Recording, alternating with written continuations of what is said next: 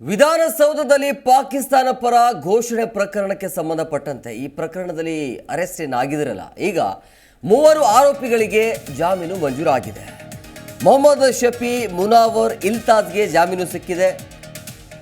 ಬೆಂಗಳೂರಿನ 39ನೇ ACMM ಕೋರ್ಟ್ನಿಂದ ಆದೇಶ ಬಂದಿದೆ. ಷರತ್ತುಬದ್ಧ ಜಾಮೀನು ನೀಡಿದೆ ಕೋರ್ಟ್. ನ್ಯಾಯಮೂರ್ತಿ ವಿಜೇತ್ ಅವರಿಂದ ಈ ಒಂದು ಆದೇಶ. ಆರೋಪಿಗಳ ಪರ ವಕೀಲ ಸುಬ್ರಹ್ಮಣ್ಯ ವಾದವನ್ನು ಮಂಡಿಸಿದ್ರು. ವಿಧಾನಸೌಧದಲ್ಲಿ ಪಾಕಿಸ್ತಾನ ಪರ ಘೋಷಣೆ ಪ್ರಕರಣಕ್ಕೆ ಸಂಬಂಧಪಟ್ಟಂತೆ ಈ ಚುನಾವಣೆಯ ಸಂದರ್ಭದಲ್ಲಿ ಘೋಷಣೆ ಏನಾಯ್ತಲ್ಲ, ಅಂದರೆ ರಿಸಲ್ಟ್ ಬಂದಿರುವಂಥ ಸಂದರ್ಭದಲ್ಲಿ ಅಲ್ಲಿರುವಂಥ ಕಿಡಿಗೇಡಿಗಳು, ಅವರ ಬೆಂಬಲಿಗರು ಏನು ಮಾಡ್ತಿರು ಅಂತಂದರೆ ಅಲ್ಲಿ ಪಾಕಿಸ್ತಾನ ಪರ ಘೋಷಣೆ ಕೂಗ್ತಾರೆ. ಆ ಸಂದರ್ಭದಲ್ಲಿ ಕಾಂಗ್ರೆಸ್ ನಾಯಕರು ಸಮರ್ಥಿಸಿಕೊಳ್ಳುವಂಥ ಕೆಲಸಕ್ಕೂ ಕೂಡ ಮುಂದಾಗಿದ್ದರು. ತದನಂತರ ಈ ಒಂದು ಪ್ರಕರಣ FSL ವರದಿಗೆ ಹೋಗುತ್ತೆ. FSL ವರದಿ ಆದ ಬಳಿಕ ಅದು FSL ವರದಿ ಕನ್ಫರ್ಮ್ ಆಗಿ ಗೊತ್ತಾಗತ್ತೆ ಇವರು ಪಾಕಿಸ್ತಾನ ಪರ ಘೋಷಣೆ ಕೂಗಿದ್ದಾರೆ ಅಂತೇಳಿ. ತದನಂತರ ಅವ್ರನ್ನ ವಿಚಾರಣೆ ಮಾಡ್ತಾರೆ. ವಿಚಾರಣೆ ಮಾಡಾದ ನಂತರ ಅವರಿಗೆ ಅರೆಸ್ಟ್ ಕೂಡ ಮಾಡಲಾಯಿತು. ಈಗ ಮೂವರು ಆರೋಪಿಗಳಿಗೆ ಜಾಮೀನು ಮಂಜೂರಾಗಿದೆ ಅನ್ನುವಂಥ ಮಾಹಿತಿ. ಮೊಹಮ್ಮದ್ ಶಫಿ, ಮುನಾವರ್ ಮತ್ತು ಇಲ್ತಾಜ್ಗೆ ಜಾಮೀನು ಸಿಕ್ಕಿದೆ. ಷರತ್ತುಬದ್ಧ ಜಾಮೀನು ನೀಡಿದೆ ಕೋರ್ಟ್.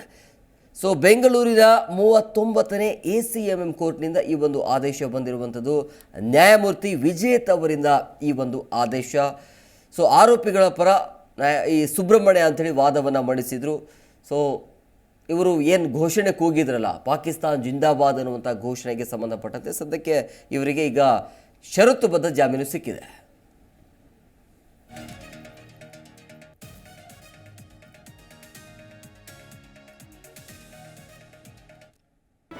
ಜಿ ಕನ್ನಡ ನ್ಯೂಸ್ ಈಗ ನಿಮ್ಮ ಮನೆಯಲ್ಲೇ ನೋಡಿ. ಎಲ್ಲ ಕೇಬಲ್ಗಳಲ್ಲಿ ಈಗ ಲಭ್ಯ. Sun Direct 292, Jio TV 1334, U Digital 162, City Cable 51, GTPL 17, Abhishek cables 821, Rock Line telecommunication 51, Shri Basaveshwara number 60, Vinayaka digital number 53, In digital number 896ರಲ್ಲಿ. ನಿಮ್ಮಿಸ್ತದ ಜಿ ಕನ್ನಡ ನ್ಯೂಸ್ ನೋಡಿ ಆನಂದಿಸಿ.